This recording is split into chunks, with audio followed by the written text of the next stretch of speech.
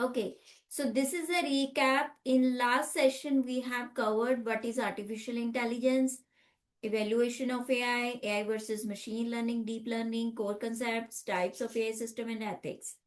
Okay.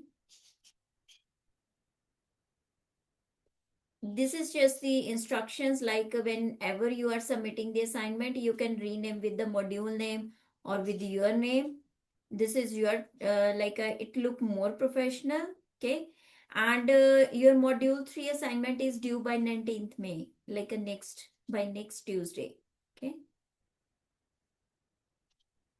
Today we are going to discuss about the introduction to data analytics, types of data, descriptive, your types of data structure, correlation, causation, what is sampling, and then assignment like a module 2. I will show you the practical part in between before the correlation and causation. Okay, so it will be easy for you, the students who are doing the module 2 assignment, right? So it will get you a more idea about it. What is data analytics? Have you heard this word? So data analytics is the process of examining data to find patterns, trends, and relationship. Now the question is, what does it mean? Like, what does it mean when we are using this word patterns? What does it mean? Let's take one example here. Just give me 1 second. Here is a one data set.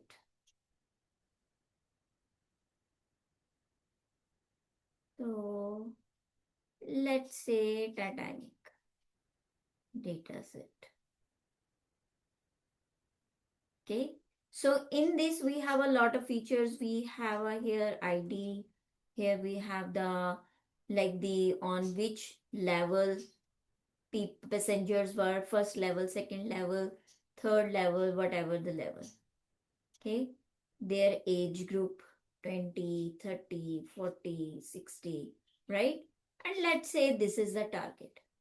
We just, our goal for this data set is to predict whether the people is able to survive or not.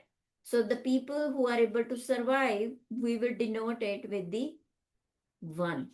The people who are not able to survive, that is 0. Okay. So this is your goal. This is your data set. Now, if I am your stakeholder, I am giving you this data set and I am asking you what you will do with this data set. Can you bring out some useful insights from this? Okay.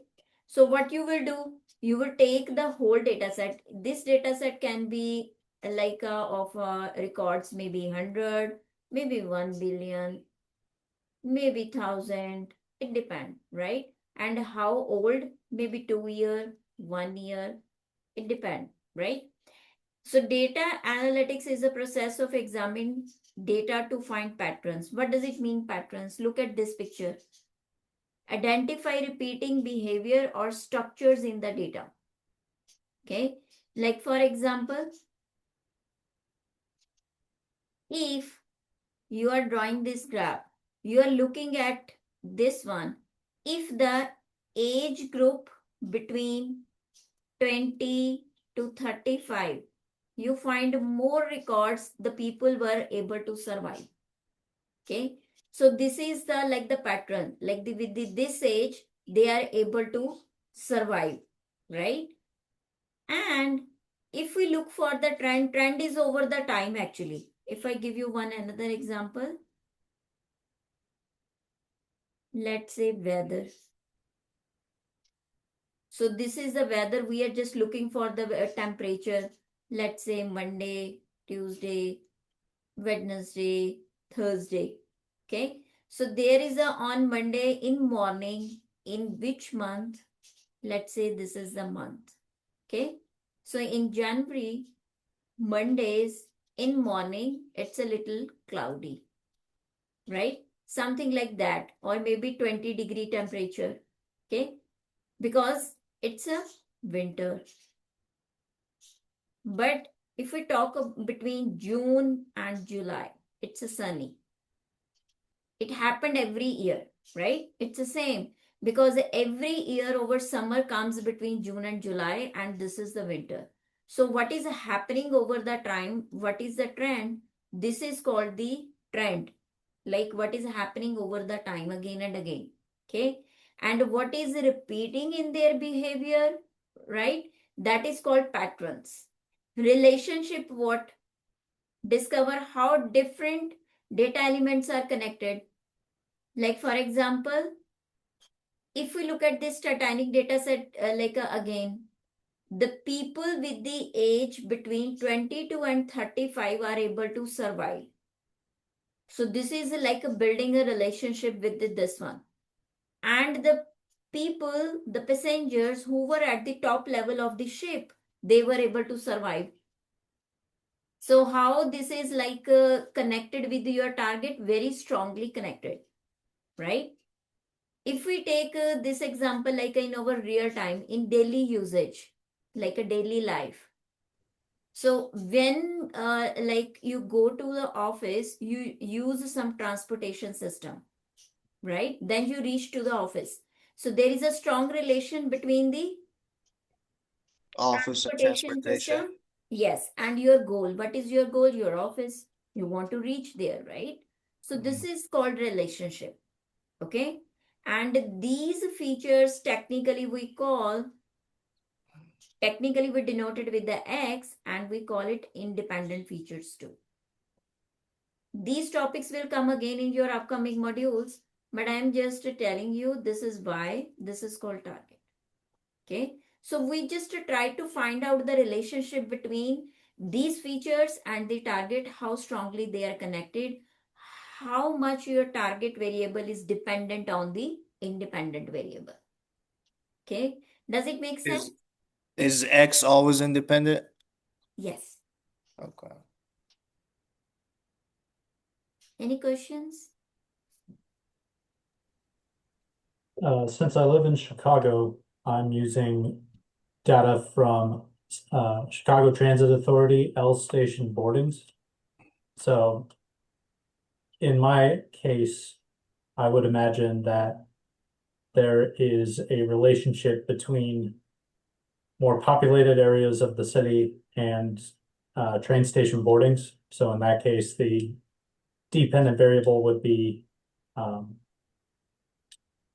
station location based on population centers in the city, correct? Okay, very good. Yes, this is very good example, right? So this all things collectively known as data analytics. This is what we are going to do with the data.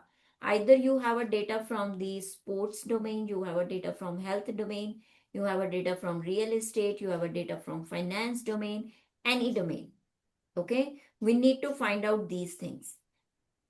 It So uses do we when I'm looking at a data, do I find out these things myself, or is that like the AI's job to do it? Like, you know what I mean? Like if I'm looking at a data set, I'm sure I'm not gonna look at a 1 or 10 data set, like 1 through 10. It's gonna be 1 through like thousands, whatever. So who's doing the actual analysis? Is it me or the computer? you. No, I'm out. Okay, You cool. are going to use the tools. That's why you are doing this course, right? You are going to learn how to use these tools to do Uh, the analysis. I got Okay. you. Yeah. Makes sense. Okay. So this is here you will use the statistics and computer tools. We will let you know, like all of you, how we are going to use it. Purpose of data analytics. Now, till so far we have discussed what is data analytics, right? Now, Yeah. what is the purpose? Why are you doing this? Why this is so important? Like with the data. If I'm giving you again, let's take an example of supermarket. Okay. So in the supermarket, I'm your stakeholder. So our target is just let's say total sales. Okay. So this is the idea of the product. This is the customer ID. This is the product name and the like the purchase count, or you can say whatever the like the column 1 2 3, let's say iPad, laptop, iPhone, right? So this is electronics department, they are buying. There may be other things too, grocery. Maybe let's go with the ice cream. Here we have the flowers, like a mix of everything, okay? So now I'm your stakeholder. I just wanted to know how many total sales are done and which product is most selling, in which month, in which days, at weekends, working days, and why. What is the reason? Okay. So that's why here the data analytics jump in.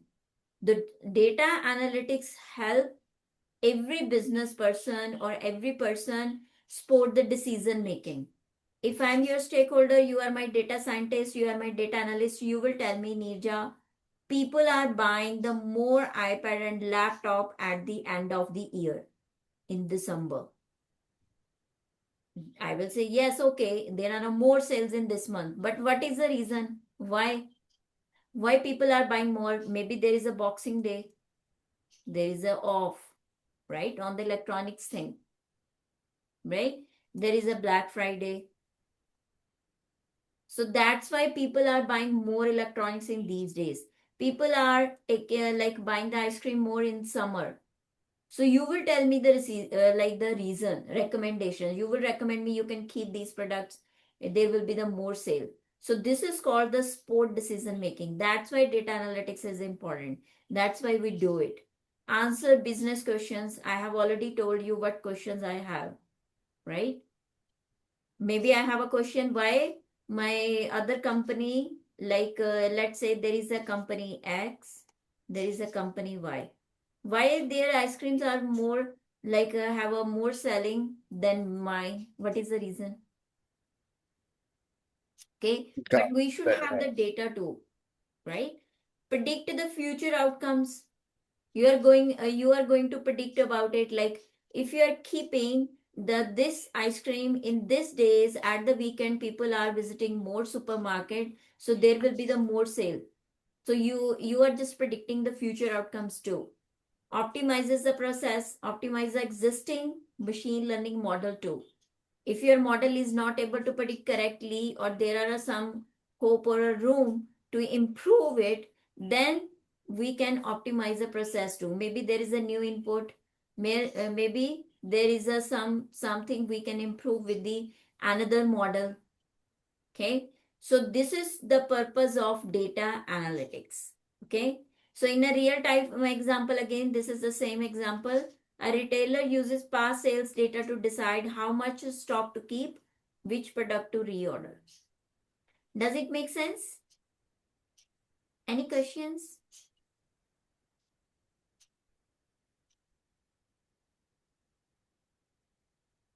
Nope. Okay. Nope, it's clear.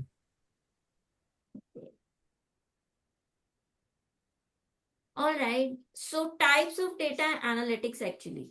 What is this? So we have now discussed about the definition. We have discussed about the purpose. Now, how many types of data analytics you have? So this is very like the very good like this is the layman direction. This is easy for you. What happened? Why? What next? What should we do? 4 type of data analytics. What happened means descriptive. Descriptive means past data. Like if I'm giving you the past, my like the supermarket data set, you will recommend the things on behalf of this. Okay. Diagnostic reason why this is happening, why the sales are not happening in the month of November, why there are less sales, why there are more sales in December, why there are more sales in the January, what is the reason. Predictive means future, what will happen in future. So this is a another type of analytics. Next is prescriptive action, what action you will take. Okay, so this is the most easiest way if you want to like think and keep fit in your mind types of data analytics. Okay, so now look at the table. Descriptive analytics. What happened? How would you define what happened? Means which is already happened, right, in the past. So summarize past data to understand the historical performance. Again, we can take an example of here. Let's take employee data. Here is the employee ID. Here is the experience, years of experience, their skills, their job, and this is the target. Okay. So now we want to predict whether this employee will stay in the company or not, right? Let's suppose 15 years, 16 years, Python, PHP, data scientist, developer. 1, 0. Okay. So this is the past data, okay, of the employee who is working in the company since maybe 5 years, 10 years. Now the company is looking for the data. Okay. So summarize the past data to understand the historical performance, how they performed, whether the company will keep them or not. This can be the another goal. Okay. Whether they laid off. Okay. So this is called your descriptive. Whenever you are doing the analysis using past data, that is called descriptive analytics. Okay. This is one more example. Last year sales report showed total revenue and monthly. Okay. Diagnostic analytics, what does it mean? Why did it happen? What is the reason? Why did it happen? Analyzes the data to find the reasons behind outcomes. Okay. So what is the reason? Come back to this example again. Why the company will keep this person? Why the company will laid off this person? What is the reason? Find out. Maybe the sales dropped because of the prices increased. This is the another example from the supermarket. Predictive analytics. What will happen in future? Based on this analysis, how would you predict the future? Okay. Like use the past data to forecast future trends and outcomes. If the person has the Python skills, he has a 15 years of experience, then the company would like to keep him because Python is a tool to learn the AI. But the person who even have a 16 years of experience, but they don't know the Python, they don't know AI, they will laid off. This is the reason. So now you can predict the future based on this data. Like the people with these skills, this much experience, either they will stay or not. Okay. This is again supermarket example. Sales may grow next quarter based on the previous pattern. Like maybe in June and July, more ice cream sales are there. So next year, maybe there will be the more sales. So they can make the combination of ice cream plus other cold drinks. Maybe the people who are coming to buy the ice cream, they also buy your this product too, which will help it to increase your revenue. Prescriptive analytics, what should we do? Recommendation. Offer the discounts to increase the sales. Like if sales are not increasing, you will offer the discount. Any other example coming in your mind? Maybe which belong to prescriptive analytics? Any example? What do you mean example? Like for just the prescriptive part? Yeah, any prescriptive, predictive, any analysis apart from these examples. I have given Like you the, yeah, a retail retail market. store? Mm-hmm. Like we can get the data from the customers that make the sales and analyze how often the customer comes back to see the retention Mm-hmm. of a customer's base, what they buy. see what kind of things sell the most. Very good. Any other example?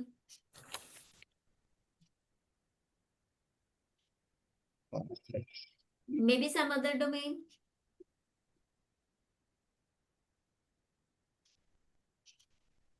Think about it.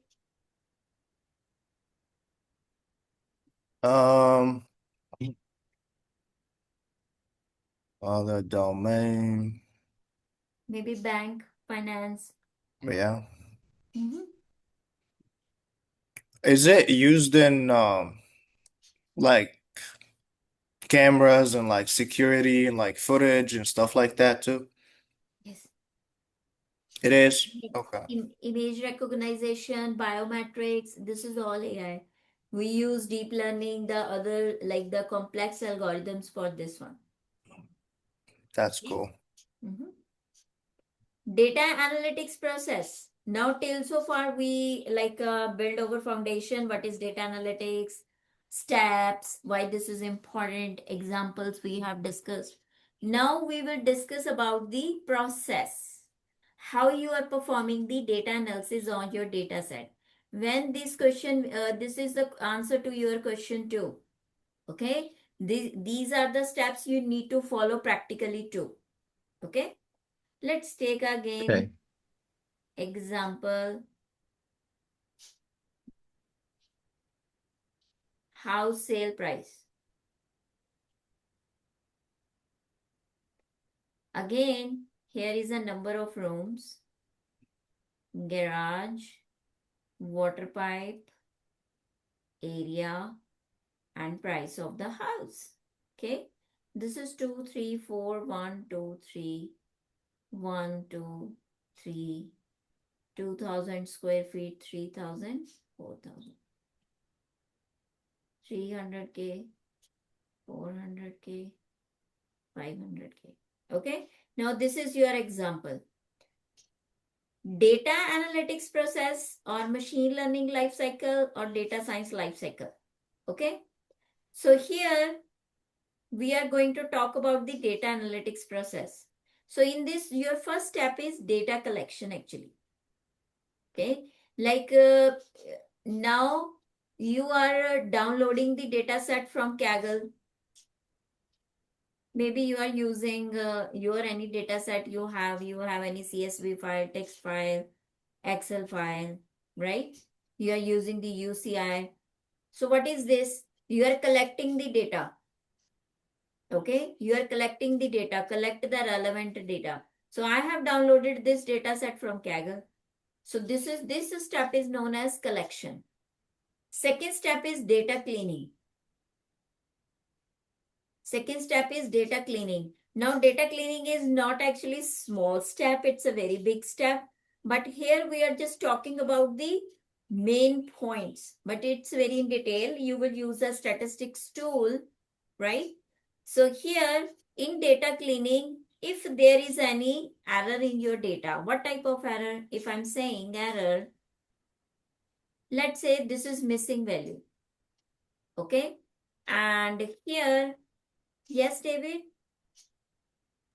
I was actually curious if I could share my screen regarding my data set and a couple questions I have for cleaning it actually, whenever there's a good opportunity to do so. David, we can do that if you want to share and talk about your data set. We can do it after live session. Okay. Okay. Because it will take little time. So I will answer your all question. Okay. I'll send through screenshots and just Slack. No problem. Yeah. Thank you. I will help you. Okay. So here we have a NaN, right? It's a missing value. Let's say here you have a 3.1. Okay. And here also 5.5. Okay. Let's make a one more record. Let's say 6, 3, 3, 4,500K. Okay. Now look for these two lines actually. If you found here NaN, NaN means not a number. This is missing value. And when we have a raw data with us, there are a lot of errors in our data. You are lucky if you get a very clean data, but it's not possible in real time. You will always get dirty data. Sometimes you don't understand, even you are looking at it. We need to clean it. Okay. So here NaN missing value, you need to handle the missing value. This portion come under data cleaning. Okay. This is the first. Handle missing value. This is very important. Second, look at this. It's coming in the float. Water pipes. How many water pipes in your house? Do you think it can be in the float form? No. This is inconsistency in your data set. So you need to make it in the same units that is according to the other existing units. So this is called inconsistency, or you can say error. Okay. Now look at this row. See, it's a 3, 4,000 square feet, 500K. Did you see? Did you observe this record and this record is same? This is duplicate. Okay. So if there is any duplicate record in your existing records, then you need to remove that. If you keep it, there is a no harm, but there is a no use too, because your model is not going to learn any new thing. Only the thing is, if let's say there are 10 records duplicate, your model will again and again, if learning, looking at it, it will start memorizing the things too. Okay, which is not good for the health of model. Okay. So If you are you so you have the option of removing an item from the data if it appears as a duplicate. I mean, yes, yes. I'm kind of confused on that because that data is coming from somewhere that somebody supplied, I guess, right? So how do you justify or reconcile that you can just actually remove it? There is an option using Python. We Okay. can remove it. There is a is duplicated method Okay. exist. First, you will check how many duplicate records you have. Then Okay. you will drop it. Okay. You don't need to Is do. it? Sorry, go ahead. I was going to ask a question related to that. Okay, you don't need to like do whatever I am discussing with you right now. You don't need to do it manually. This is all done by Python. Your Okay. focus should be right now to understand the process. Okay. That's it. Everything will be done by Python. It's nothing is manual. Okay. Here, this is like how we remove the errors or duplicates. But apart from this, there are a lot of things exist in our data, but it depends upon your data set. Okay. Data exploration means visualization. Now, if I'm your stakeholder, I am asking you the question, what is the, how many records or how many house records I have whose price is 300, 500 and 600. Then what you can do, either you will show me the table, or either what you will do, you will write down here the sale price. You will draw the graph. This is a histogram. Okay. So you will say, Neerja, you have 300 records, houses whose price is 300K. 500K, you have 1,000 records. And then you have 400 records with the price 400K. This is called visualization. We can see the numbers, but when you visualize it, it looks very beautiful and it's make a more sense to the stakeholders, especially for the people who are non-technical. And your goal should always be, when you are visualizing the data, your goal should always be like your visualization should be understandable by technical, non-technical, both persons. Don't make it too complex, too much like the technical part. No stakeholder is going to understand that. Okay. So being a data scientist, data analyst, this is your job too. You need to balance the things whenever you are doing the presentation to the stakeholder. Mhm. Any question? That was not me. Okay. interpretation and reporting. This is the reporting. Like you submit the assignment, right? You showed me in the assignment your screenshots, your visualizations. This is called insights. Like what was the goal? What was the problem? Why did you take this data set? What was the goal? What solution you have given? What is the important insight you have taken out from this data set? Like how many sales, how many houses are between the sales between 300 to 500K? What type of the house has a more sales? In which year, in which month you have a more sales of the house? Do you have a more sales of the like the single home, duplex, apartment, whatever? Okay, so these are called the insights. Does it make sense? Any questions about this cycle?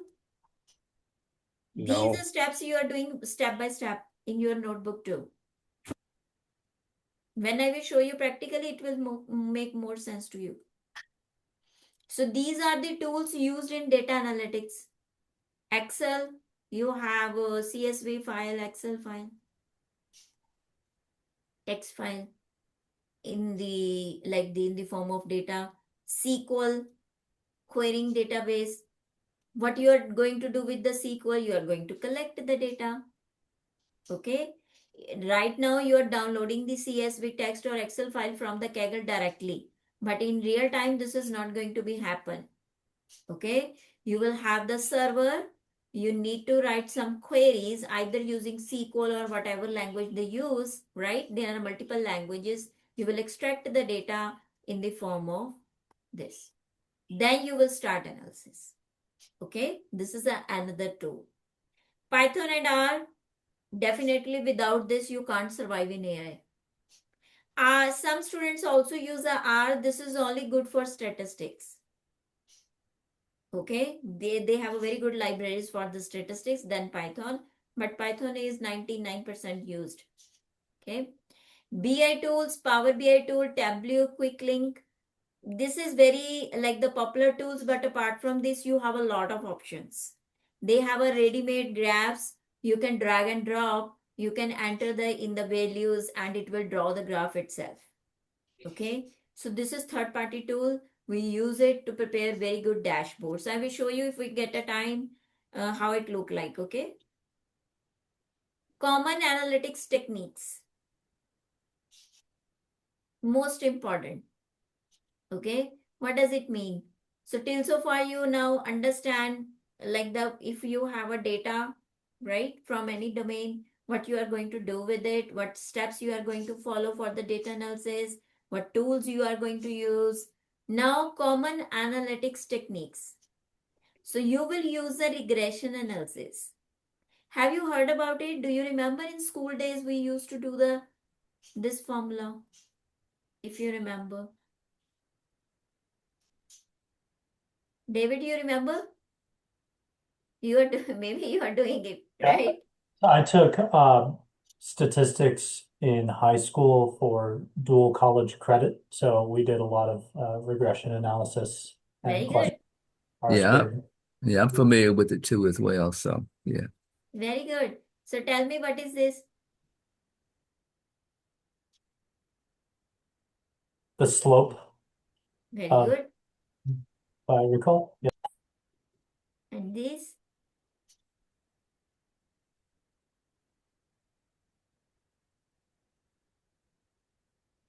Remember? This is your intercept. This is your coefficient. Okay. This is some weight we are going to assign. Okay. This is a slope. How we are going to draw this line. This is regression, right? If there is your, let's say, number of rooms, 1, 2, 3, 4, 5, 6, and what will be the price of the house? 500K, 600K, 700K, 800K. Okay, so this is showing the relationship. If the number of rooms are increasing, price of the house is also increasing. This is called linear relationship. This is what we are talking about, relationship between the variables. Here we are looking the relationship between two variables. This is number of rooms and price. Okay. And how we are plotting it? By finding these values. Okay. Clustering. Clustering is another like the very good like the technique. This is where like for example, let's take example of supermarket.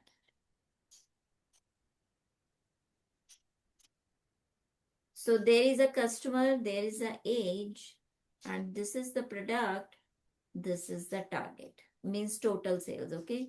So there is a customer, let's say maybe female, male, maybe age 20, 30, product is iPhone, iPad, 200 sales, 300 sales, and so on. So we have this data. Okay. Now, if I'm your stakeholder, I'm just asking you, can you tell me which customer and who is buying more iPad? Okay. So clustering will group the similar data. This is a purpose, like it will make a groups. Let's say this is group A, group B, group C. Okay. So in group A, the age between 20 to 25, the people are buying more iPad. Okay. They mostly are female. And the age between 25 to 35, people are buying laptop. And they are male. Okay. This is similar, like similar like these. So this is doing the segmentation. This is telling you between the age of this people would like to buy more iPad. Between this age, people would like to buy more laptop. And between the age of 35 to let's say 50, they would like to buy more relaxing thing, maybe any exercise tools, right? Music, whatever. Okay. These kind of the products. Okay. So it is making the groups. This is called clustering. We call it customer segmentation. And this algorithm is very, very popular for this domain, like the supermarket. Even if we take another example of images, if you have a mixture of images of a three type, lotus, lily, rose. It's a mixture of pictures based on the shape, color, type. It is making a three groups. This is lotus, this is rose, this is lily. How? Lotus, like their palette is, sorry, petal is this shape, oval shape, right? So oval shape has a lotus, rose has a round petals. So they are collective. Maybe it has a 20 records, this has a 30, this has a 40. So it will separate them based on their shape, color, type, whatever features they have given. This is called clustering. But in regression, they are showing the relationship between two features and more than two. That is multilinear regression. Does it make sense, the difference?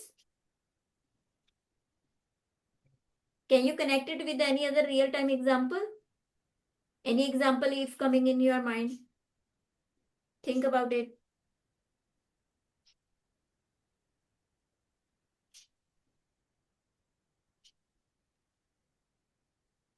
Income versus house price purchase, like Yeah, go ahead. Very good, Hannah. Anything else in your mind? Can we take an example of student data? College, university student data, right? Excellent student, average student, like a below average, right? Will they get the placement or not? Very good example, right? So this is also the clustering example. If we want to take an example of regression analysis, Think about the regression example. So if you are going to connect these kind of the algorithm example more into your real life, it will be very easy for you to understand the concept too, right? Like for example, if you are going to the, again I will give you the same example, if you are going to the office, you need a transportation system, right? So this is strongly connected, right? We are showing the relationship between your destination and how you will go there, right? Mm-hmm. Time series analysis, over the time, monthly sales trend, how many sales are done in January, February, March.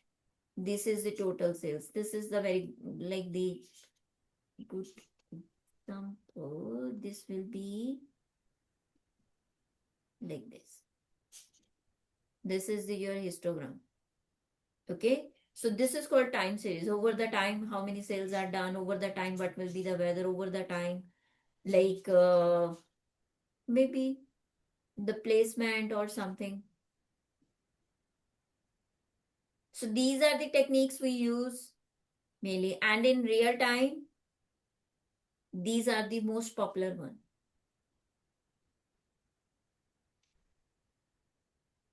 Benefits. Why you do? It increase efficiency, cost saving, better decision, improve customer understanding. Definitely, right? If you are going to give me the recommendation, Neerja, keep this like the product on your like the store, you will have a more sales. It is increasing the efficiency, right? It is the cost saving. Take out this product, it is not going to be like a sell more. Why are you wasting the money? So it's a cost saving. Even if I'm asking you, I'm giving, if I have a company, I have 100 employees, right? So I'm asking you, do you think I should keep the 100 employee, increase or decrease? How I can do the cost saving, right? Better decision, how we can increase the revenue, improve customer understanding. Definitely when we are doing the customer segmentation using the real estate data. Okay. Okay. So let's do one question. Which type of the data analytics answer the question what happened in the past? I'll cheat.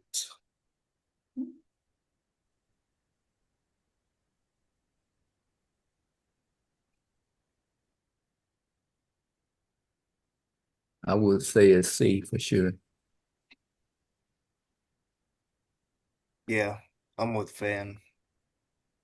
Very good. Yes. C is the correct answer.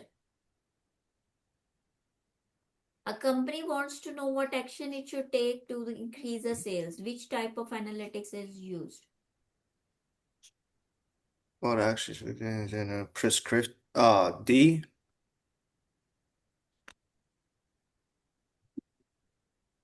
Last one. Yep.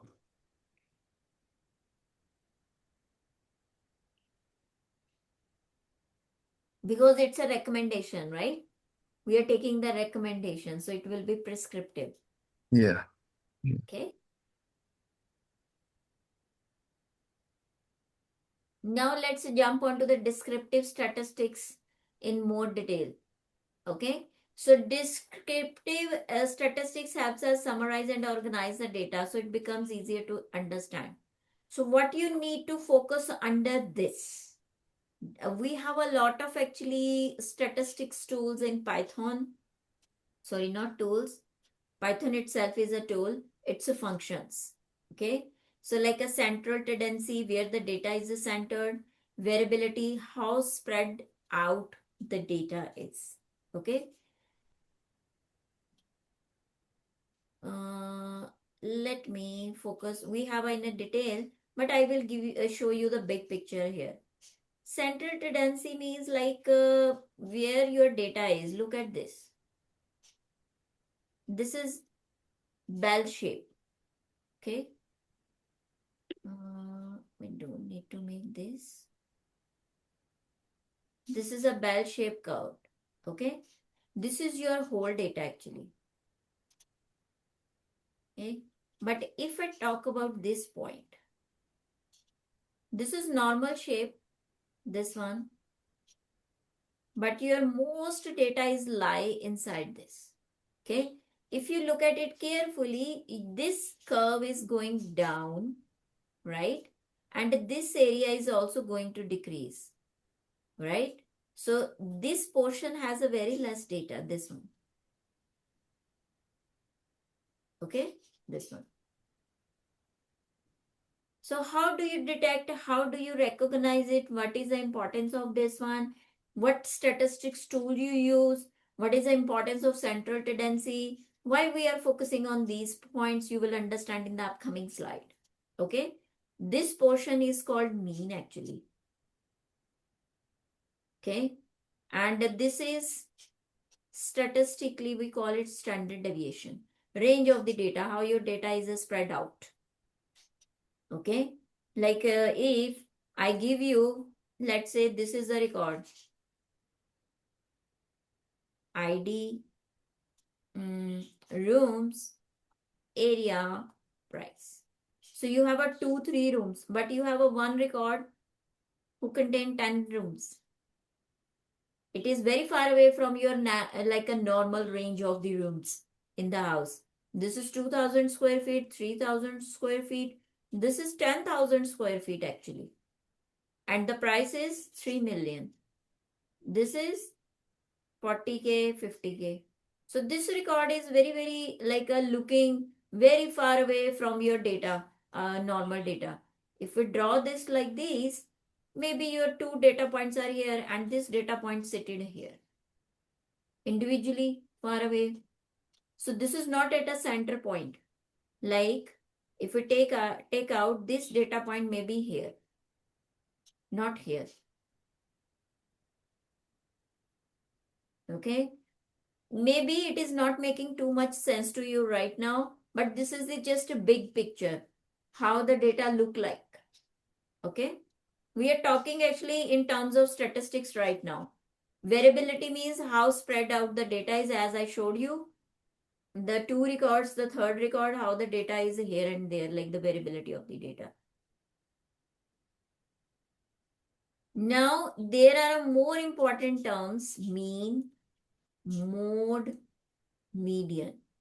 You need to listen it very, very carefully because these are the three statistics tool you are going to use again and again, again and again to handle the missing value. This is the most important statistics tools. This exists in Python. You don't need to memorize it. It's very easy. Just to understand why, when, what, and how. If you have an answer of these 4 questions, then your analysis will be excellent. If you don't know why are you doing, why are you applying this, you are just applying blindly, there is no use of your analysis. Even you spend hours. Okay. So mean, the mean or average is calculated by adding all values and dividing the total number. We used to do it in mathematics, right? If I ask you how many, what is the total average of the marks in your class, what you will do? You will take the sum, right, of the total students and the total marks, right? You will do the division and you will tell me, Neerja, this much. Okay. Like if this is your data, this is your mean, like you divided by 4, 3 plus 5 plus 7 plus 10 divided by 4. So this is called average or mean. What is the key point of this? Why are you taking the mean of the data? Why this is important? Because I want to know if my data is equally distributed, evenly distributed. It's at the center. Why we need it center? Because I want my all data points to be close to 0, close to mean. Okay, look at this. This is normal. Okay, here is the mean and my maximum data is here. But if I draw this same bell shape like this is skewed. So my data is here as well. So this means maybe I have the room numbers between 2 to 8 with this much record in my data set. I have a number of rooms 2 to 8, maybe 100 records, but I have a 20 records in my data set where the room numbers are above 8 to 12. but this is less record. Okay, so being a data scientist, data analyst, it's your job, your duty to make it normal. You need to take care during analysis because your model is going to learn based on this. Okay, so it mean works best when data is evenly distributed.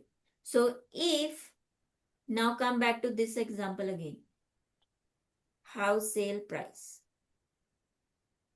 number of rooms 2 3, this is missing value 4. Okay, price is 200 300 400 500, that's normal. Okay, now if you want to handle this missing value, very easy. It's a 2 3 4, they are close to each other, right?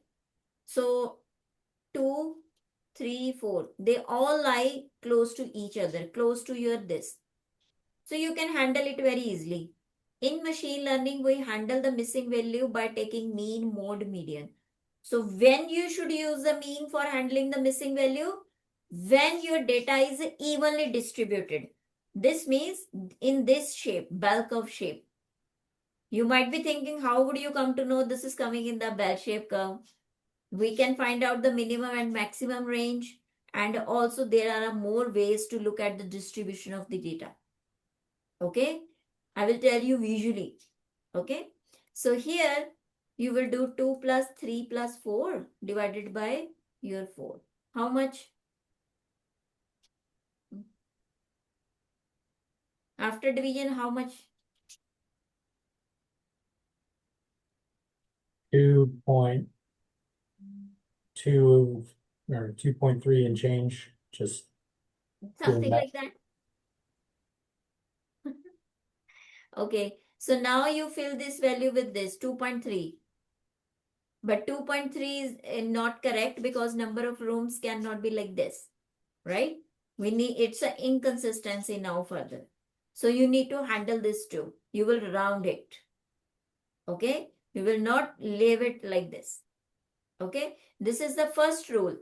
You know, in handling missing value, student does this mistake. They blindly apply the mean on the integer value. Even there is a like an inconsistency in their data. Now I will give you the another example. There is a number of room 2 3. It's a missing value, and this is 10 20.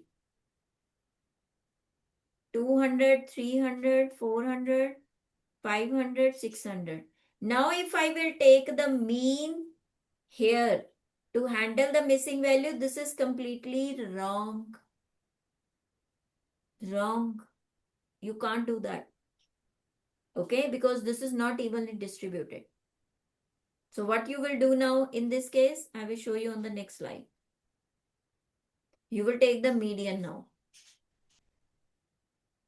Okay, in the median, we will do odd numbers of values, middle value. Let's say you have a 1, 2, 3, 4, 5. If you want to take out the median, you will choose the 3. This is your median. If you have 1, 2, 3, 4, 5, 6, you will take this 3 plus 4 divided by 2. Something like that. This is your median. And median you are going to use to handle the missing value when the data is not evenly distributed. Okay, so this is the difference. That's why this is written here, not affected by outliers, best for skewed data. Skewed data is what I showed you previously.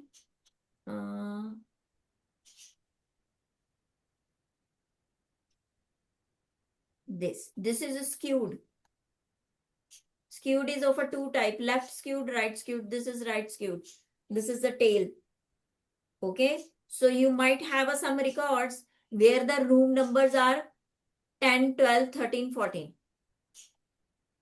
Okay, where the room numbers are this. If you have this kind of data, then you will go with the median. Does it make sense now, the difference between mean and median? Any questions?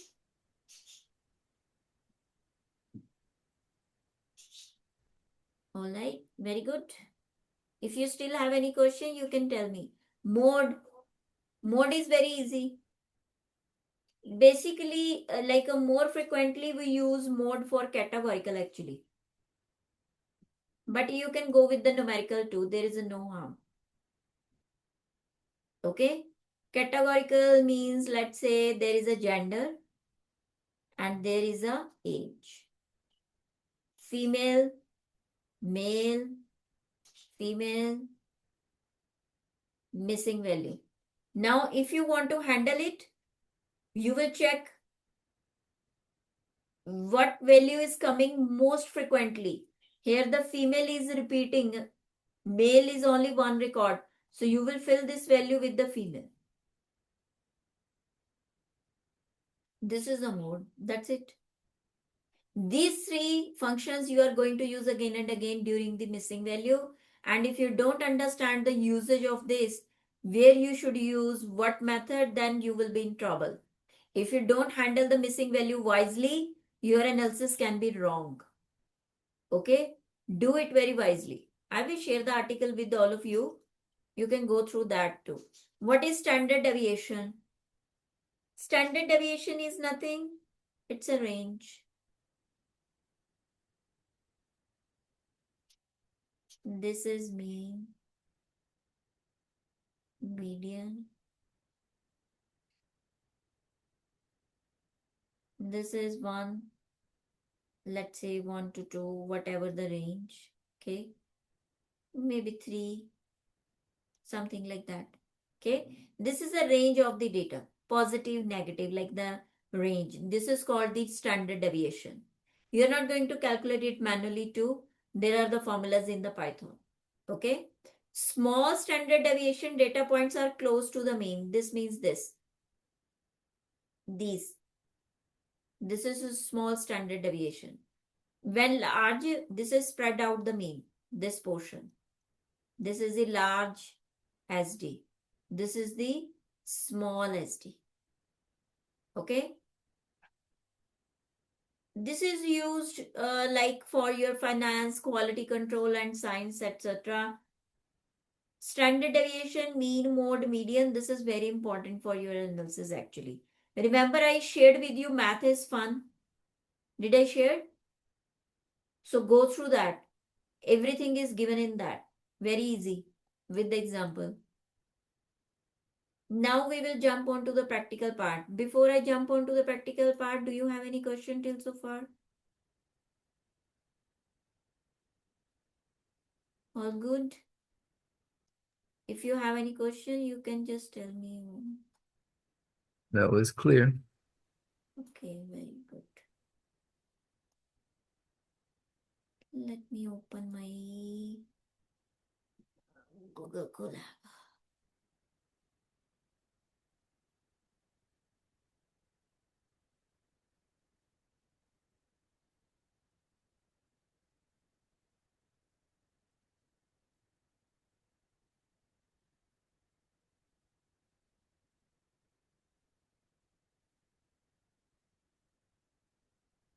The data set I have taken today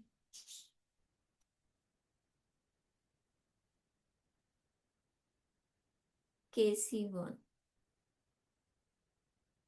I will share the slide link today so you can go through it again, okay? So let me upload the KC.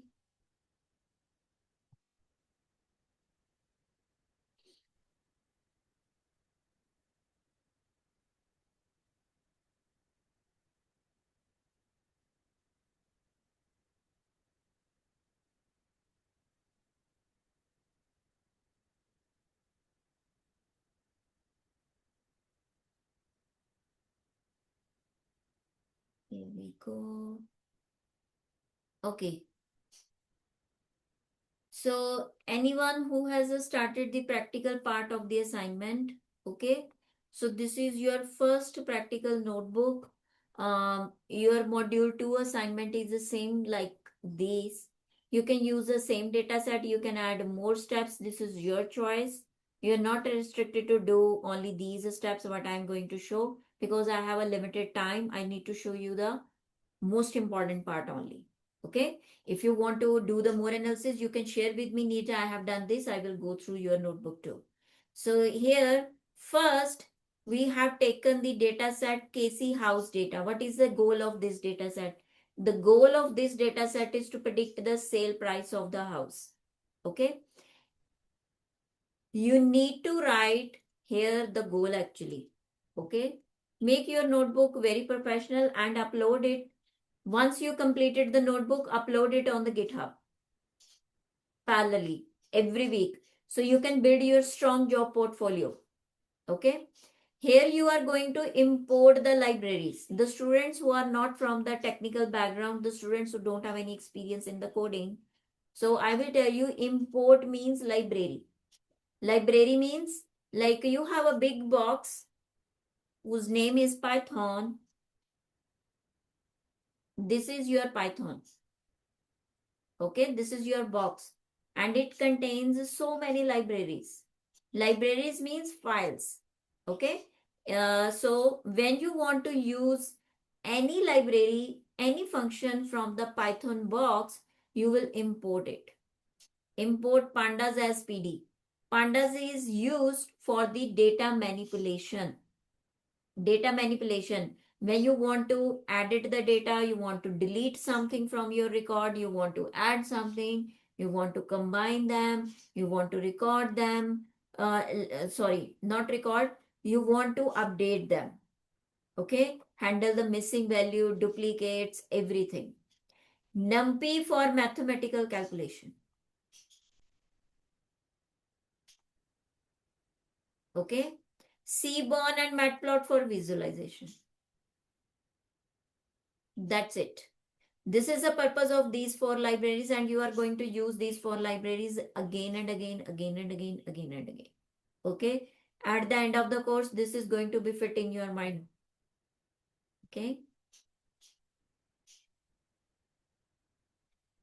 As PD means alias. Maybe you have some nickname. I have nickname. I have my real name.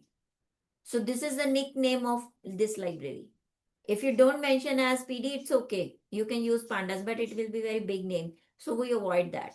So we create the alias for this one. Now in the second, what you are doing here? You import the libraries first. Then you load the data. What is this step? Tell me. We did the data analytics lifecycle a few seconds ago. Remember? Data collection. First step. This is that step.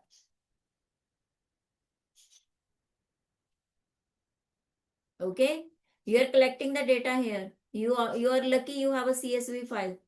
Otherwise, you need to use a SQL here.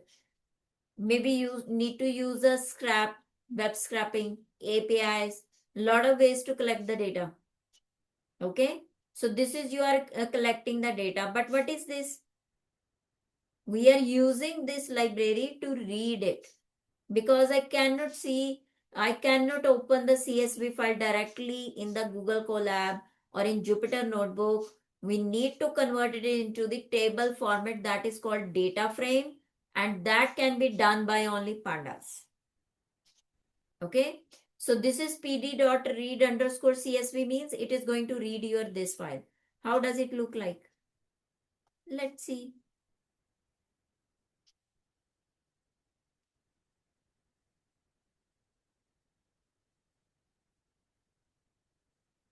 This is your data. It is called data frame in pandas. See. So what are these features? Price is your target, this price. This is your target. Remember, I told you this is denoted with Y. Okay. The rest of the all features are X, independent features. Okay. Now with this data set, what is your goal? To predict the price of the house based on the given number of bedrooms, bathrooms, square foot living, square foot lot, floors, waterfront view, whatever the features. You have a lot of features. Does it make sense till so far? Any questions in your mind? When is it clear?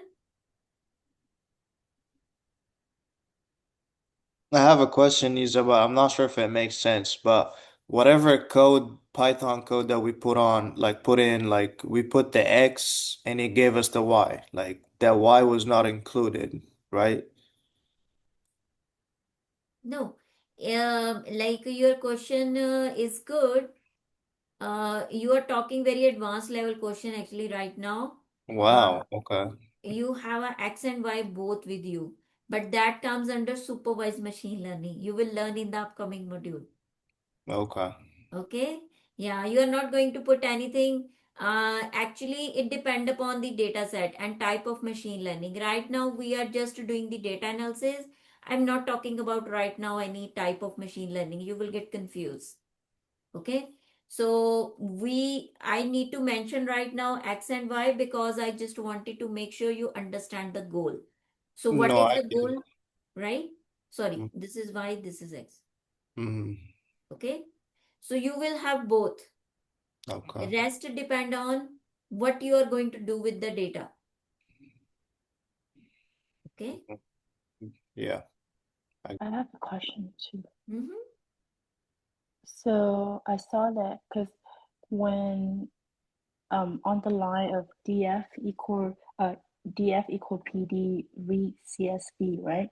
I mean, when I saw that when you click on play, it didn't play, but you actually had to write another code df dot head to actually show the tables. So it's like, is that what you learn? Like, is that there, or you know, like how do you know that we have to type df head? Is that what we will learn Oh, in okay. Python, or Okay. No problem. Here, see, in this step, the second step, this, we are just loading data.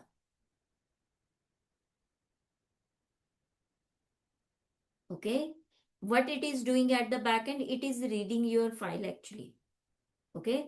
Let's say as a layman, I'm going to give you one book, right? In the box. Okay. So you can read its title, right? But you don't know what is inside it till you don't open it, right?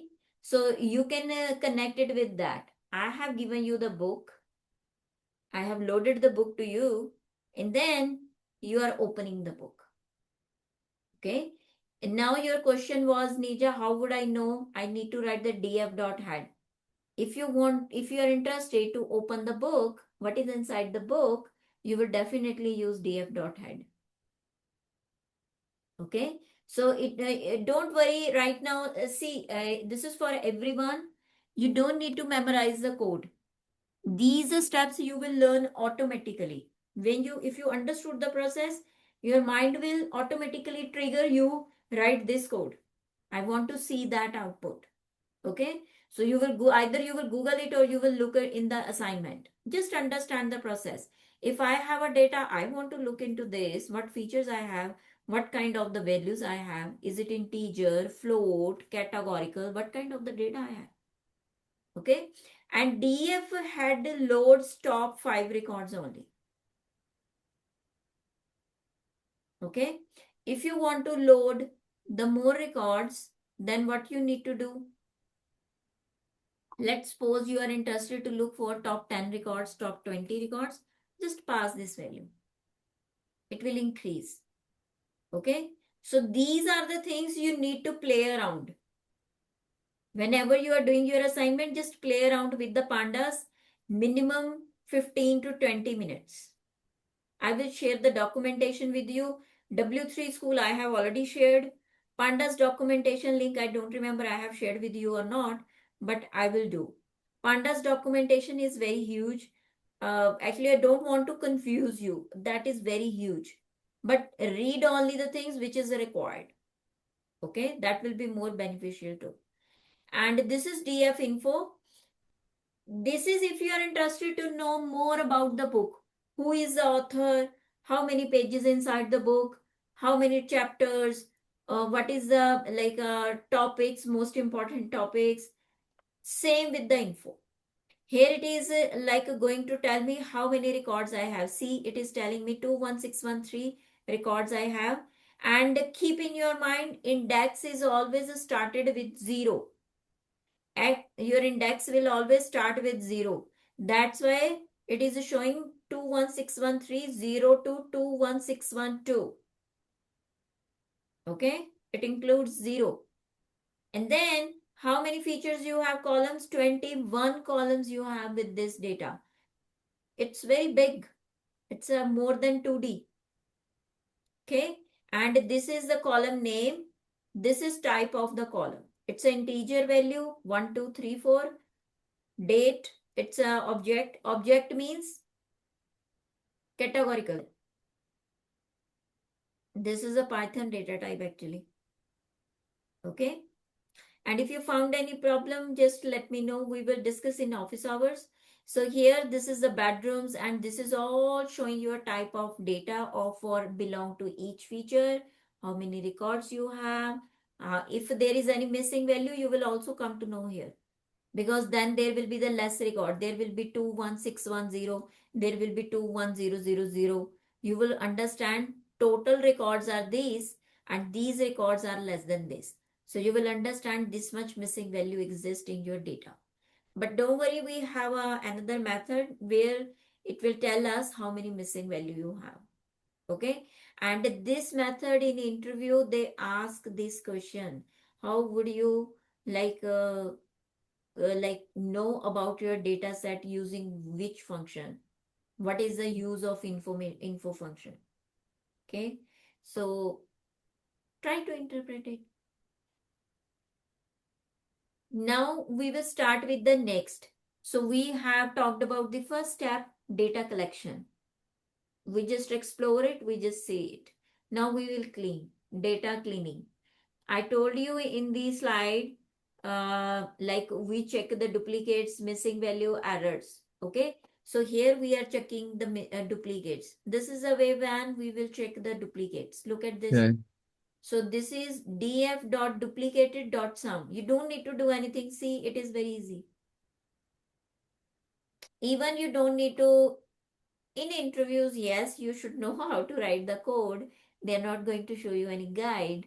But in the Google Colab, yes, if even you type this thing, it will start showing you. See, like this, right? You can just tab. That's it. So it is showing 0. This means there is a no duplicate. Okay. But there is a one more way. Here you go. See, what is this? False. This is binary output. Binary data type where they are showing the output in Python. Like false means there is a no duplicate. True means there is a duplicate. So if you don't write down here the dot sum function, then your output will be in this form, but you don't need to worry. Okay, if this happened, you can use this. Then it will show you only the count. Okay. Now this is the optional code. You don't need to write because there is a no duplicate, but this is just for your learning. This is optional. If there is a duplicate, you can drop underscore duplicate function. You can use this. Okay. This is for that. And this is most important. How do you check if there is a missing value? If you have a 1 billion records, you have a 100k records, you have a 200k records, how you are going to check? df.isNull.sum. Okay. IsNull is going to check your NaN value. But keep in your mind this thing, very important. If in your data set there is a no NaN, I will give you the example. This is rooms. This is price. This is rooms. This is price. 2, 3, NaN, 4, 5. This is 2, 3. This is nothing. This is blank. I will leave it blank, okay? 4, 5. This is not blank, okay? There are some values.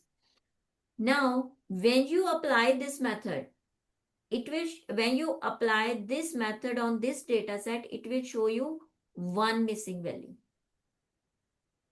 Okay? But if you apply this same method on this, it will show you 0 missing value. It never detect blank values. Never. Okay? So this is a very deep, like the analysis technically. Okay? So sometime it happened. You will come to know this thing when you fit the model actually. Sometime. So you need to take care of this point actually. Okay? So if you have a how now you might be thinking, Nija, how would we come to know there is a empty? So there is a Python code, I think it is empty something in pandas. You can check. Okay? But this is I'm just telling you for your learning. This is not required right now, but you can add in your notes. This is an optional step. Okay? Because students struggle for these points actually. Now we can see there is a no missing value 0, 0, 0. Everything is 0, but data set is clean. Now here, descriptive analysis. Okay. We are still at this stage of data analysis. Second point, I told you you don't need to do anything. See, you only need to do DF. This is DF, name of your data frame, which you have, like earlier you did this, right?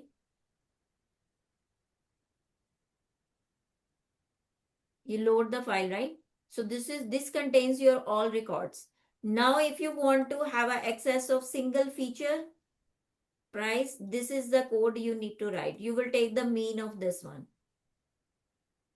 Its mean is this. So this means the average house price is this in your data records. Average house price 54 540 K 88. This is the average price of the houses. Median, this is the median value. This is the mode value. This means with this price, most oftenly the price, like the records are repeating. Okay. And standard deviation, this is the range. Okay. So everything is done by Python. You only need to understand why, what, when. That's it. How. If you know here why I am doing this, why we need this to do here, I just wanted to show you how to do the descriptive analysis. And why the mean is important, tell me. I told you a few minutes ago. Why the mean is so important in data? Why we need to check? To make sure the data is evenly distributed Yes, and close to the zero, to the right? mean. At the center, which is good for our model, right? If your data is here and there, your model will try to learn, but it will learn the noise too, which is not required for the model. And it's not good for the health for the model. Okay. Now we will check the skewness. I showed you the skewness, right? The bell shape curved, and there is some like a tail like this, right? So this is a skewness. Look at this. Can you see? This is very, very thin, this line, the sky. This is a skewness. So this means the sale price, right? Between the 200K to 800K, you have some records, maybe more than that, right? But your maximum record is lie between this range. Starting with maybe 5K, 500K maybe, or 50K, and it is going to be up to here, 100K. So your maximum records lie between this range. Rest all records are outliers. So this is dangerous for your model actually. Okay. So here we need to apply how to handle it. This skewness. David, do you have any idea how to handle this? Yes, I would personally remove the data points that are causing it. And that's actually what my question related to the data set that I'm exploring is that I'm going to ask you in Slack later. Correct me if I'm wrong. There are ways how we handle the skewness, interquartile range we use, right?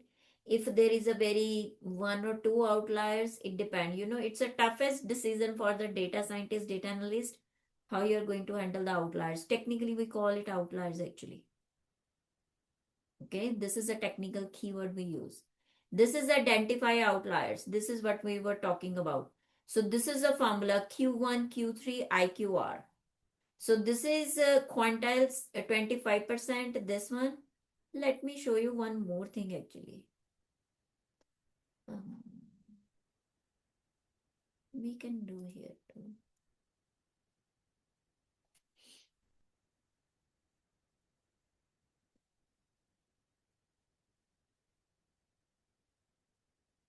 Describe method show the statistics of each feature. Look at this. This is a total records for the bedrooms, for your records, right? Bathrooms, square foot living, etc., whatever the features. It is showing the mean of each feature. See, this is the mean of the bedroom. This means your maximum record exists in your data set 21613, maximum records with this much rooms. 3 rooms minimum. Okay. And here, if you talk about the 33.0, this is the maximum value. So you can now assume your average value is very, very far away from your maximum range. So there are outliers. It's very far away, right? From the normal range. And this is called the interquartile range. This is minimum range. So minimum rooms with 0, it is showing 0 here. 25% data contains 3 number of rooms. 50% data contain 3 rooms. 70%, 75% data contain number of rooms 4. So this is showing the statistics of each feature. Okay. And now here, this is the formula we apply Q1, Q3. This is like a inbuilt. We are not going to make any changes in this. Price dot quantile. Then we will find out the range. Whatever value using this formula you are going to find out. These are the values you are going to picking up the records whose price is less than this. These are the number of outliers. Okay, you can find out the range, and you will set some range, like pick up the records between this price and this price, leave the rest of the price. This is the way how we handle the skewness. This is very deep, like the analysis. It's not, I will say, you will like listening today, it's take time to digest. Okay, when you apply on the same data set. Don't try to try with the new data set, try with the same data set. Your goal should be first understand the concept. Don't try to jump for the tough data set. You will get confused till your process is not clear. Okay, here is a visualization. Visualization is depend on you, how much your mind is working, your analytical skills, your like the communication skills, how much you can think about that. This is depend on you, and some questions coming from the stakeholder. So I wanted to show only the sale price, how much distribution of the sales price. This is the univariate. So visualization is of a 3 type: univariate, bivariate, multivariate. You will learn in the upcoming modules. Univariate means single feature. Here, this is univariate. I am only showing the sale price target. Bivariate means 2 sales between number of rooms. This is bivariate. Because I am using 2 features. I am telling you if number of rooms are increasing, price is also increasing. Multivariate means you will add the legend here, maybe garage, more than 2 variables. Okay. So this is the kind of the visualization. The most important part is whenever you are drawing the graph, ask yourself, is this graph is relevant with this feature? There is a one very good article, how to draw, draw the graph. If you have a two categorical feature, if you have a one numerical, one categorical feature, if you have a two categorical feature, so I will share the article with you. Interpret the graph. What I am explaining you right now, look at this. The price between here, you can assume 5,000K, maybe 5K, 50K, and 100K. There are more sales of the house. This means more records exist. This is the highest, like the sale price, like the frequency of the houses. Above 8,000, I have a records whose price lie between maybe your 50K to 90K or something. This graph is showing the frequency of the sale price of your houses, total records you have. So if you, what I am saying you right now verbally, you need to write it down in your notebooks. If you make your this practice from the first assignment, by the time you will be expert. Okay, don't rush with your assignments. Spend some time.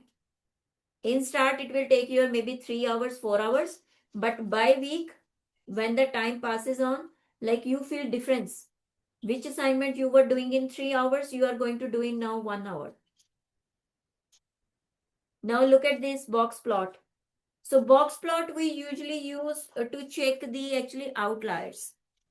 This is best for that. Technically, this is not good for stakeholder actually. This is good for you. What's the time? Here we have box plot. This is the one. This is your whole data actually. This is median. This is minimum range. This is maximum range. This one. Okay. And this is called interquartile range 2, whatever we're finding in between this. Okay. Here we are showing the price actually. Look at this. Notice this point. Sorry, note this point.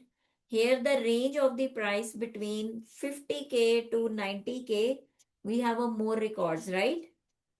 Rest all are outliers. Now look at this graph.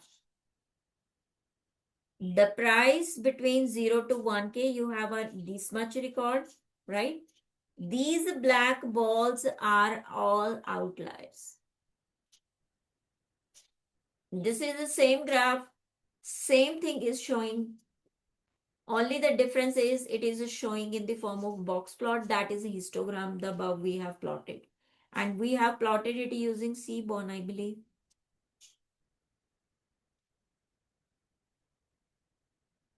This is matplot. Okay. So we are using this one. Here we are using the box plot. You can look at this column is equals to price. We only need to pass. This is for the title. And you need to write plot dot show if you want to show the graph.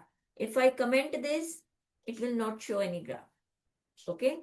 You can just find out the code. It is very easy. X label, Y label is nothing. This is the title of your X axis. This is Y axis. This is title. This is grid layout. You can add or remove. You can change the colors, everything. I will share one link with you actually. It will be easy for you. Seaborn.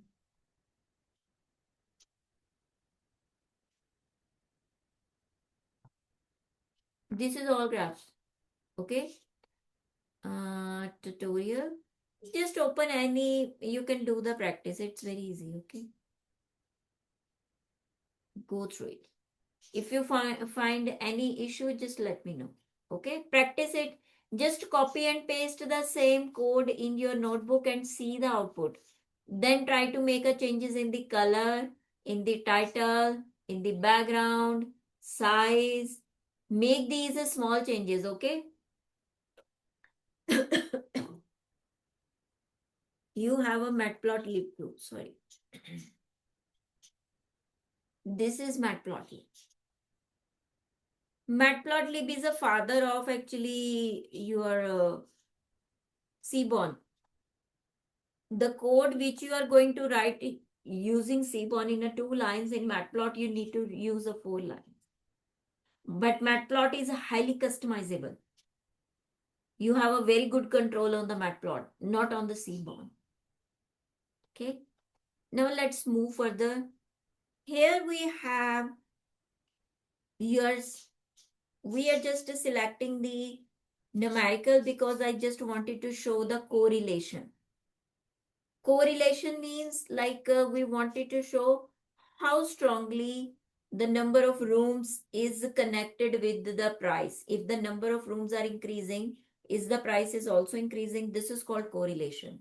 Correlation is of a 3 type actually. This is the last part of your practical notebook, okay?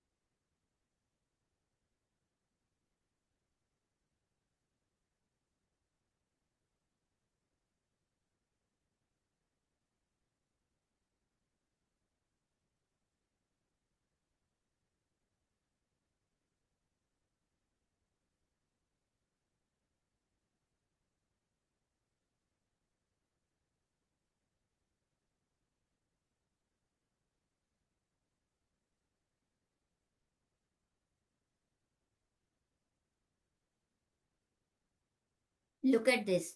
This is called no correlation. If the number of rooms are increasing, price of the house is increasing. This is called positive correlation. Highly correlated, but in positively. Here, the negative correlation. If you are not doing the advertisement of your company, your sales are decreasing actually. Okay. So when you did the 12 advertisement, you got a more sales, right? And then 11, 10, 9, 8, right? The sales will start decreasing. I need to make it this actually. Okay. So the sales will start decreasing. Okay. So this is the opposite relationship actually. Okay. Negative correlation. And here the no correlation. Does your hours of study matters if you are eating food or not? There is a no relation, right? It doesn't matter.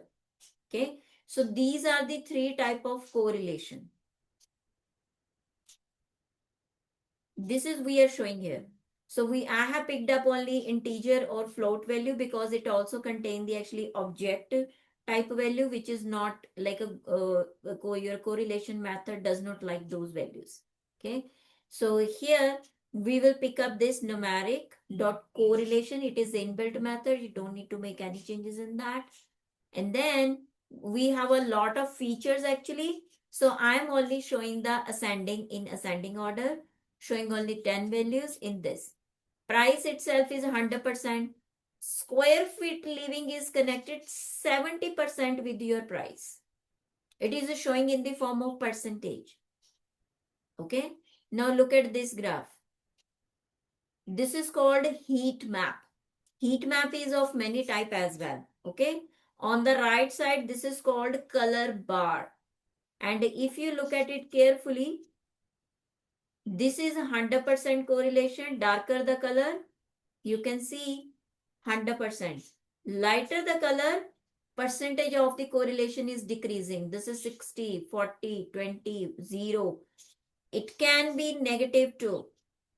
You can see there are some negative correlation. Okay, the color bar is not showing here, but there are a negative correlation too. Okay, now look at this graph.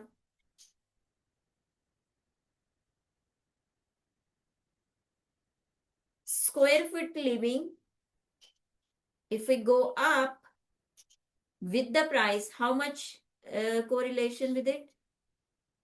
70. We look at it diagonally actually. This is diagonal, this is your target. This is price. Okay, every feature is correlated with itself. Okay, but your square foot living is connected with the price 70%. And what are the other features? Grade, how much this is connected with the price? Grade 67%. Okay, 61% your next feature, square foot above. Okay, so you need to interpret this graph actually. If you want, you can write in 2 to 3 lines which is highly correlated, which is negatively correlated. That's it. This is the interpretation of the graph. When you are submitting your assignments, please write those like the your insights. Okay, and here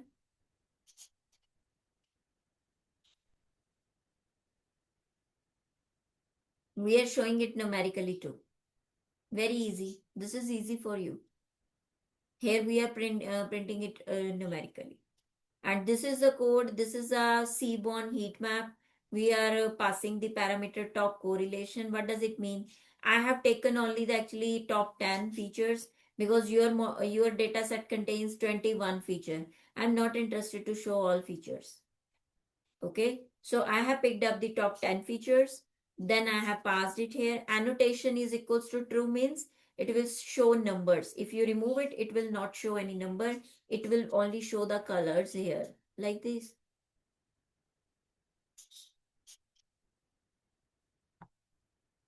These are the features you can try at your end. Okay, this is the 0.2f means it is a round figure actually. If I don't use it, it will show the big values actually. See how much big. We're not interested in that. We are only interested to show the 2 digits after the decimal.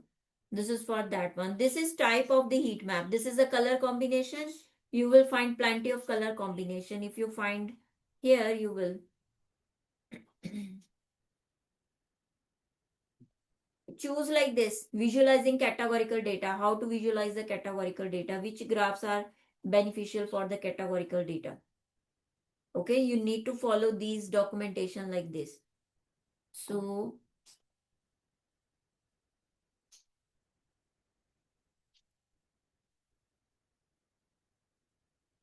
this is the one. You can choose this color combination, whatever you like. Okay, you will find it in the C. I have already shared the Cbond link with you. Okay, and this is how we do the analysis. So what we did the descriptive, we did the visualization, we did the like the understand the correlation, interquartile range, skewness, right? And missing value, duplicates, everything. Okay, so this is the cycle of what we have discussed in your on the slides, right? Data collection, data analysis, data visualization, and interpretation.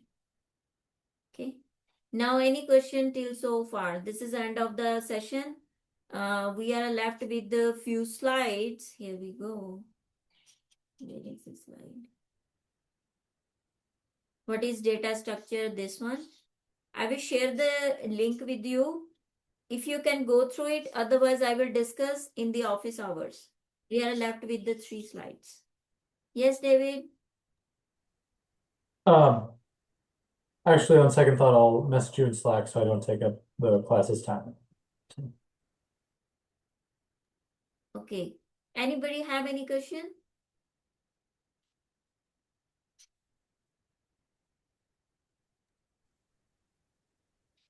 Just So one last question. It's just so it's like this is week 2 session, but this assignment is actually due today before class, right? The one that you just explained is due today, not next week. This is today's. This is module 2. Okay, so like what you show, like is that the work that you just showed, like so that's what we were supposed to do and submit it right before the class, right? Yes, this is that one. If you Okay. were found any issue, you can now go. I have already explained to you, right? Now you can go through it again and you can submit it today or by tomorrow. Gotcha. Thank you. Welcome. Any other question? All clear? thank you, Nija. Welcome. David, you can share your screen now. You can ask your question. Sure, let me pull up the data. One moment.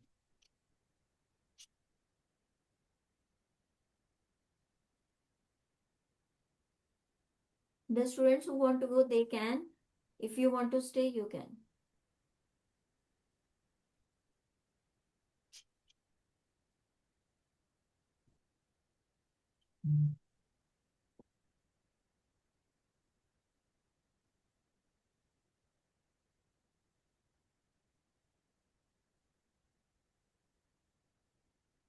I just sent a request to share.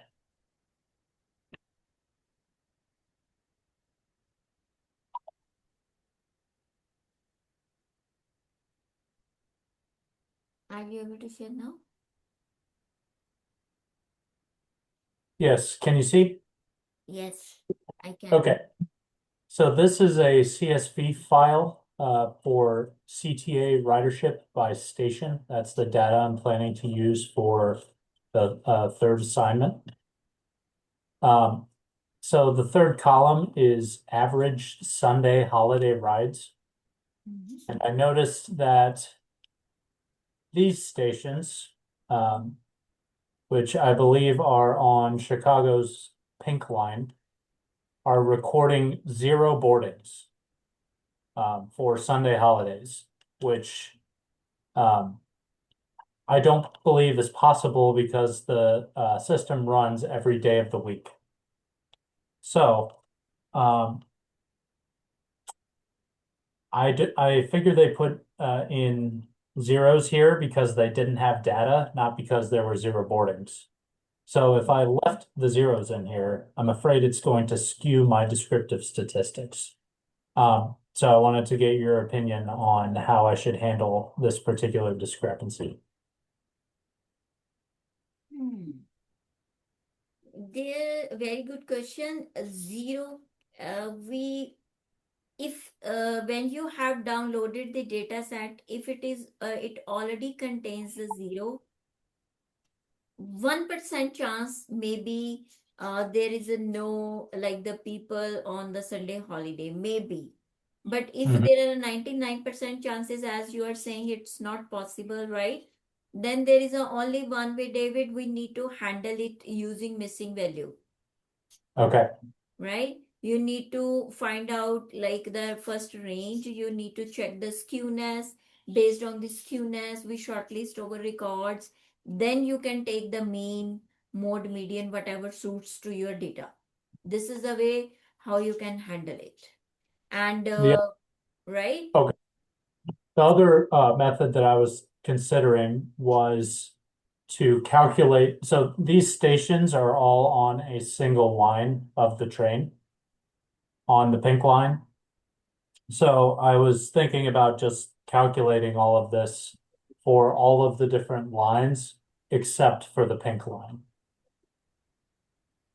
So So I this would is eliminate these stations. So it would be the entire CTA system across all of the different colors of lines except for the Pink Line, since the data does not exist for the Pink Line.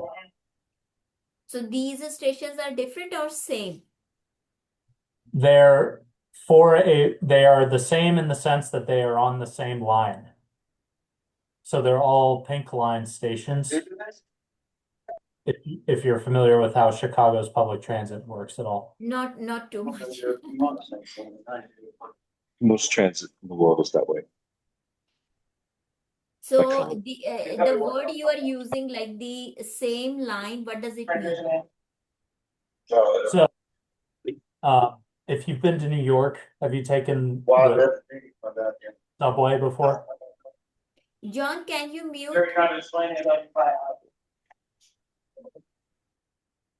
Thank you. Yes. So if you've taken the subway in New York before, perhaps you're familiar with the number 1 line that goes between Lower Manhattan and Times Square, for instance, and there's intermediate stops along the route. So all of these stations that I have highlighted here are on a single line called the Pink Line that runs between downtown Chicago and a nearby suburb called Cicero. So Oh, okay. I noticed that all of this data that is missing for Sunday holiday boardings are for stations on the same train line. So my proposed solution was to just eliminate the data from that entire train line and focus solely on the others.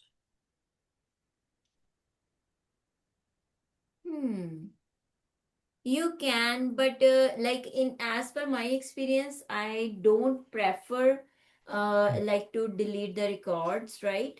So my priority is always to save the data. But if you think like for example, you know more about the lines, right? The importance of this one, right?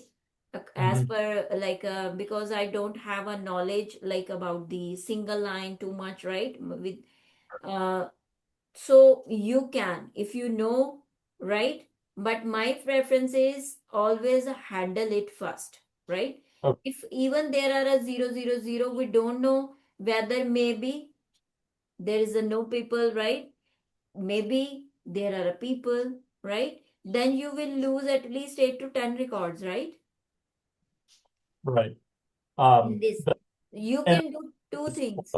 go ahead, sorry. Sorry, you can do two things, David, here. So this is regression problem, right? So you can This do for module 3, yes. so you can do two experiment here. It's experimental, right? First, you can delete it, right? If you're thinking I can delete it, this is not so important, right?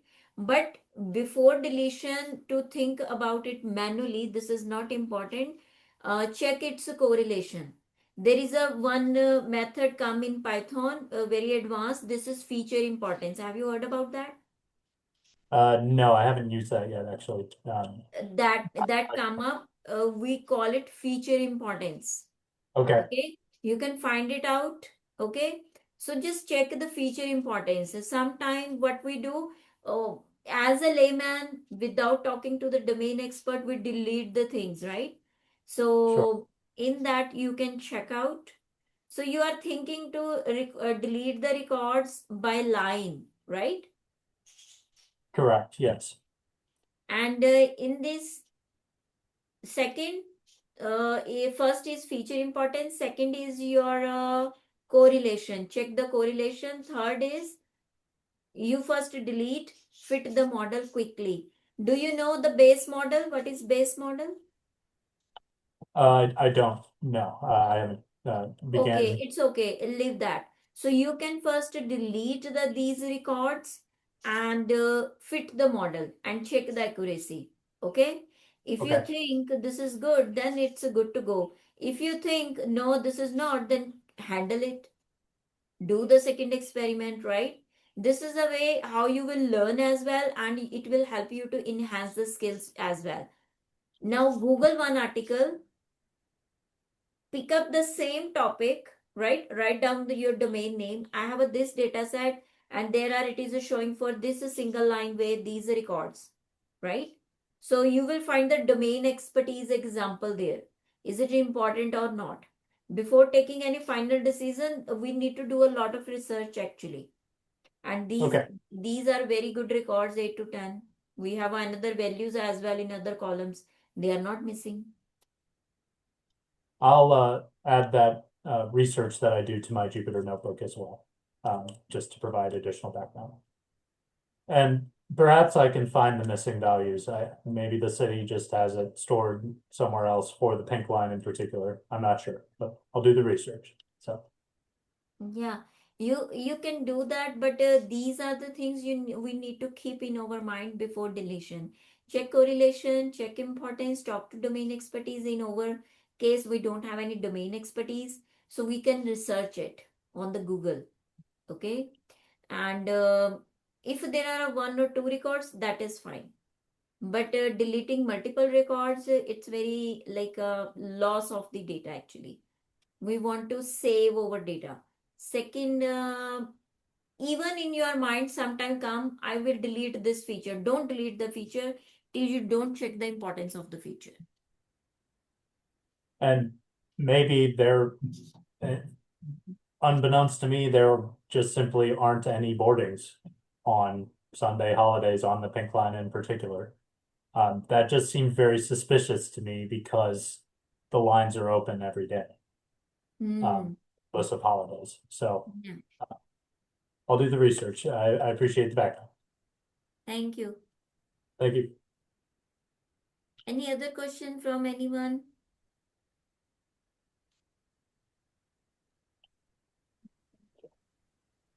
All good. If anybody need any help, so like I want to conduct the office hours, so just let me know when all of you are available.